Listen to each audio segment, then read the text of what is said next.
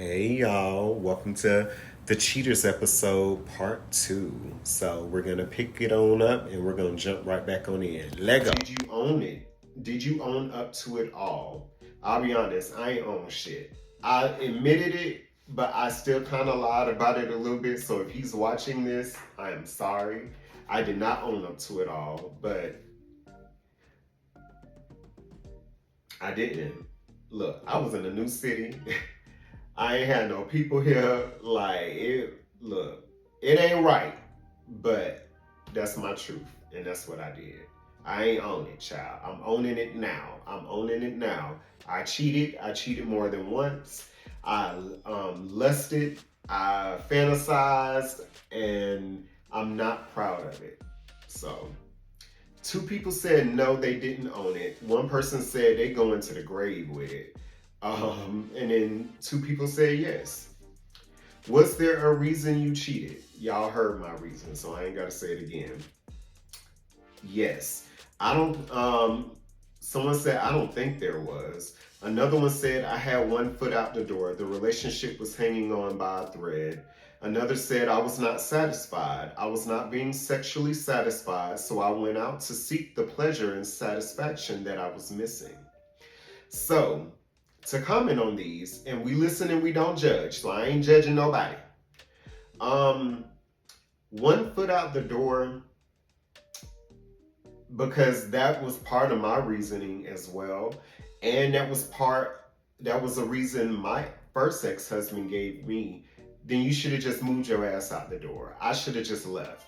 There's no reason for that. Like, why are we in the balancing in between? But I think as we grow and we get older, we'll handle situations differently. And I'm not going to put myself in that situation. If I feel I need to cheat and I try to communicate and talk to you about my needs, then I'm just out. But I feel like my next person going to be it for me anyway. I was not satisfied. I was not being satisfied sexually. Now, that's a tough one because a lot of people feel like they shouldn't teach and sex can't be taught and all of that, but you have to realize that there isn't isn't sex and intimacy and lovemaking isn't linear. Every person isn't the same. What one person likes, another person may not. Like the things that I did with other guys before my first husband didn't like. And I had to learn him. I had to, mold myself to what he likes. And he had to mold himself to what I like. I'm not a person, don't pinch my nipples. Some people like that. I don't like that shit. You suck them. We're not going to get into an explicit conversation. That's a topic for a different episode. But everyone isn't the same. So communication is key. And then if it's just not working out, then maybe you're just not sexually compatible. And I think that's where a lot of relationships go wrong is we try to force sexual compatibility where there isn't any. And if it can't be worked out or fixed, then you have to make the adult decision on whether this is the relationship for you. But what we're not going to do is waste time. And I don't want to be a liar and deceiver, anymore.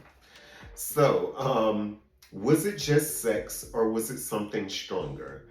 For me, the sex was just sex. I didn't want anything with those guys. I already had attachments and I didn't want to be attached. So I didn't want to attach to somebody else. Now the lusting, I did have a thing with a situationship. And now that I did want more in that, but I didn't realize I wanted more at the time. So, some people said it was both. Some people said it was just sex. Another person said at times it was something stronger, but more often than not, just sex. One person said just sex, no feelings. So, and sometimes that's what it is, That's what it is. It's just sex. You're just getting your rocks off. But that's not always worth your relationship. So the usher question. That was my glitch. I know I fucked that up. But did you get caught up? Or was there a confession? I think I can do that better. Let's go. Did you get caught up or Was it a confession? Okay. All right. So one person said both. I was leaving dude's house and I was pulling up out of the parking lot, and my dude was at the time was following me. So he got caught up and then he confessed. Somebody said neither. One person said they got caught up on IG. Social media gets you fucked up every time. And then one person said it was a confession. So, number 7, have you thought about how you would explain that in your next healthy relationship? To be honest, I have. And I've thought about the conversation because, after especially watching Love is Blind and seeing how some people reacted to people cheating before, it's triggering. But, that's also something you need to heal from as well. For me, I'm just going to be honest because I'm not that person anymore. I'm not that person, and I'm not going to do that anymore. I'm not putting myself in that position. So if I'm getting thoughts, I don't want to put myself in a lustful position. I don't want to put myself to get caught up or have to make a confession. So someone said, I won't. That stays with me. I don't quite agree with that, but we listen and we don't judge. Because in my next healthy relationship, I believe in honesty. So if your partner asks you, have you cheated? You're just gonna lie? I'm just saying. I'm pretty open with letting a person know any and everything they want or need to know. I never want them to hear anything from anyone else. I like that. Yes, I explained. It's my truth. Period. No, I just think that I wouldn't cheat in my next relationship. Okay. I had a friend say, I didn't regret cheating and honestly didn't feel there was a need to forgive myself. It definitely was a different time in my life, and that is how I felt then. It was truly just sex then. That's your truth, friend. That's your truth. Personally, I felt like I needed to forgive myself because that's not the person that I am. And being someone that was cheated on, and I just wasn't proud of it. That's not my character. So I did have to forgive myself for it. But that's not everybody's story. So we gonna move right along to people that have done both. Now, it brings a whole different dynamic when you've been cheated on and when you've cheated, because your perspective changes. So this one's a little short. So question 1, how did experiencing both affect how you see relationships? So for me, just honesty, to be honest, it really implemented a need for honesty in my next relationship. I just want to be completely honest, and I don't want there to be no secrets. I don't want there to be no baggage. We both coming in with a clean slate, and that's what it's gonna be.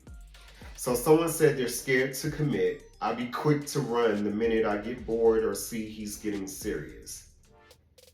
That's understandable. You got some shadow work to do though, friend. I learned that you only cheat if you put yourself in a situation to. True. I see both sides of how, why, potential. It showed me what triggers me and what I will and won't accept, and how I should be treated and vice versa. I like that. It made me question what I wanted in a relationship, what I would or would not tolerate. I feel you. Did experiencing both help give grace to yourself and the person that cheated on you? So 4 people said no. I don't give grace to me or the other person. We don't need to be together if we're going to cheat or feel the need to. I agree with some of that.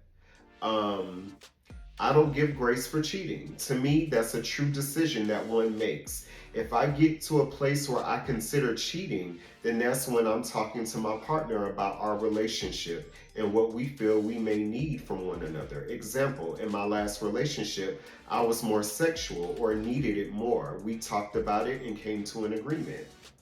Another person said, I wouldn't call it grace, but I'd say overstanding. And I think that's what I meant. So when I say grace, it's not that just for pacifying the act. We're not pacifying the act or saying the act is okay by any means.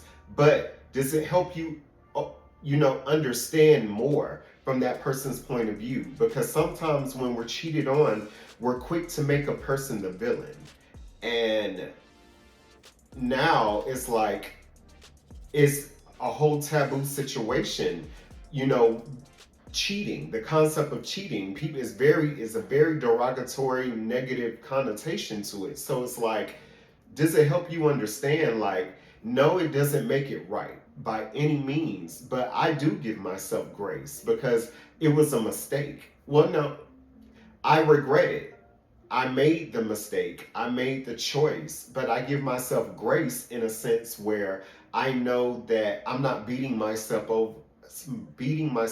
up over something that I did to someone else. I know it was wrong. I accepted it and I'm moving forward. And I'm not beating him up either because I can understand it is not right, but he did what he did and I forgive him for it. So, last one. Where do you stand on the concept of cheating today?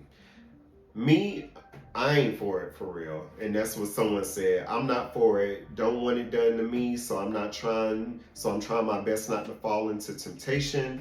Another person said, I'm in a relationship. I would never put myself in a situation where I could possibly cheat.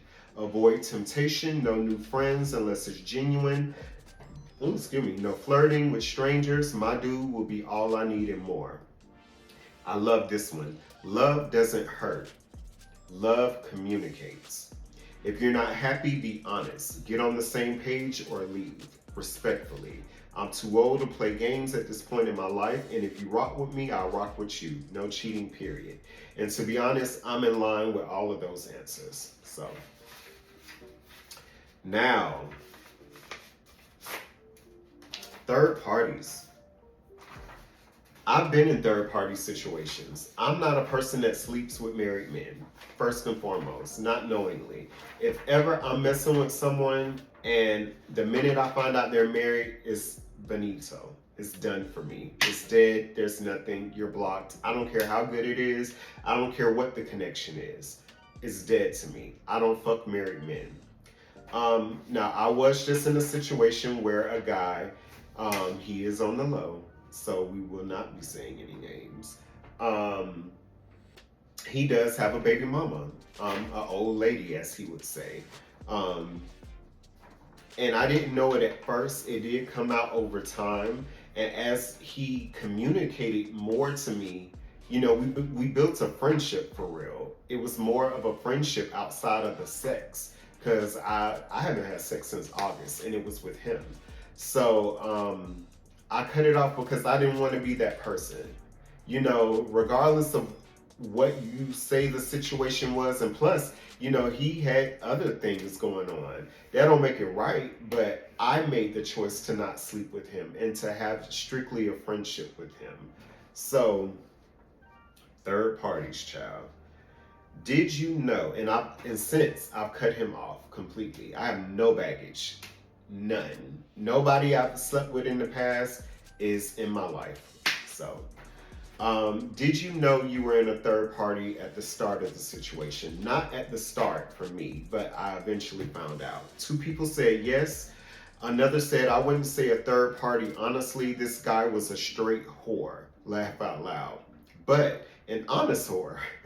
He had one baby mama at the time and then was dealing with me and another female. He did let me know he was not monogamous right now and I was not the only person he was talking to. That was kind of like my situation. Number two was it just sex or did you want more? For me, I just wanted sex initially and then we built a friendship.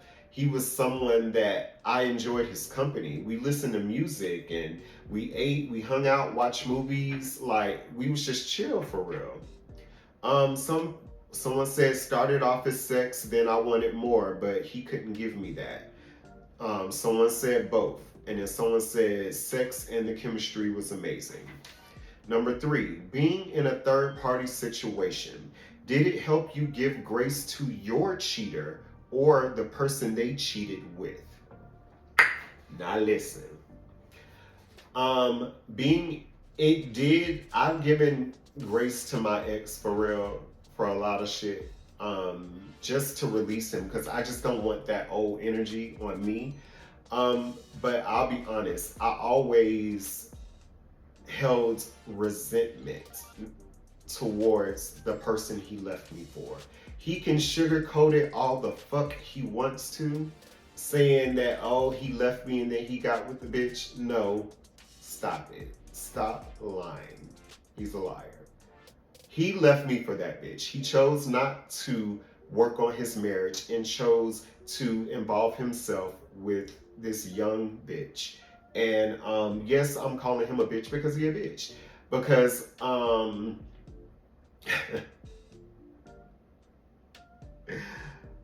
I forgive him too. We gonna do this right now, fresh on the air. I will not say his name, but I do forgive him for his part in the demise of my marriage. Even though he wasn't my ex-husband, is solely responsible.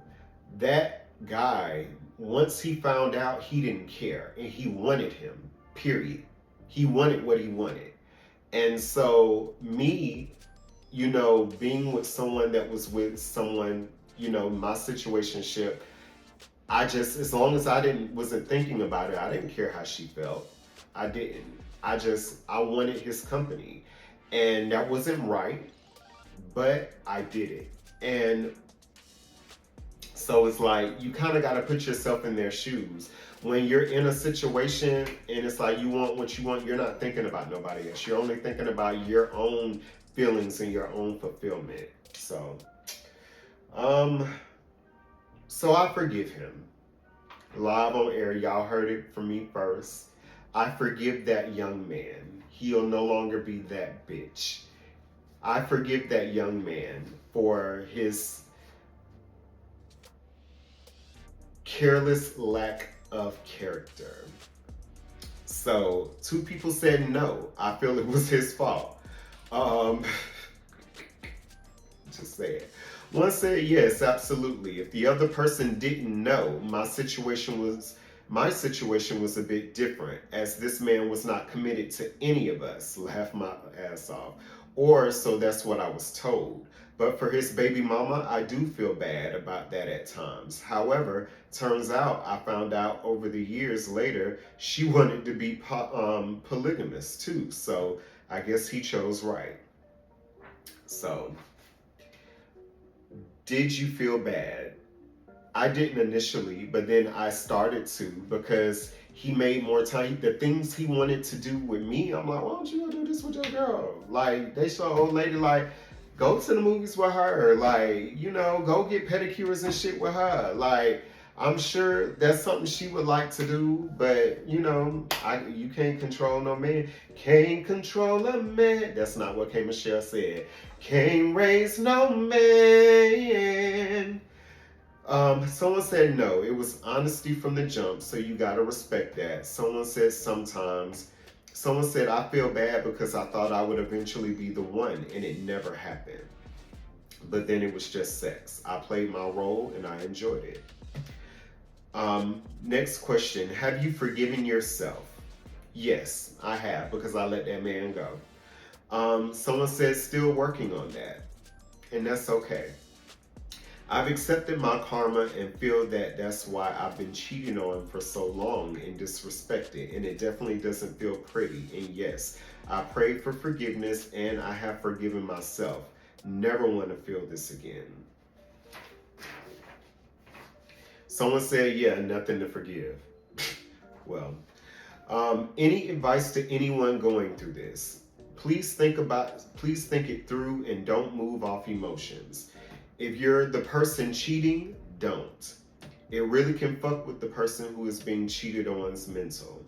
If you're the outside person and didn't know, well, you don't know what you don't know. But if you did know and you just low down, then you deserve whatever ass whooping is coming your way. I agree. And for the person whoever is getting cheated on and finds out, just know it wasn't you. That person had no self-control. You are loved, beautiful, or handsome. You're worthy, and someone will definitely see that. And that was so beautiful. And I felt that was such an amazing way to end this. So that's my advice as well. You know, just don't do it. If you cheat, and stop it, I say. Because it's an active choice. You can't say you love this person and all of this and you can't live life without them, but then you're actively lying to them. You're actively deceiving them and giving something that's supposed to be cherished between you two to someone else. That's a piece of you you're giving to someone else, especially if you're married. If you are being cheated on, you need to kind of reflect and see if you're still staying. Ask yourself why you're still staying. Check your self-worth for real, because it ain't worth it. That person don't value you and they don't respect you. If you're dealing with third parties, and for the third parties that just don't care, just know karma has its day, baby. Karma has its day. Karma has its day. So, yeah. That's really all I got. So, enough with the heavy. Back to the posy vibes.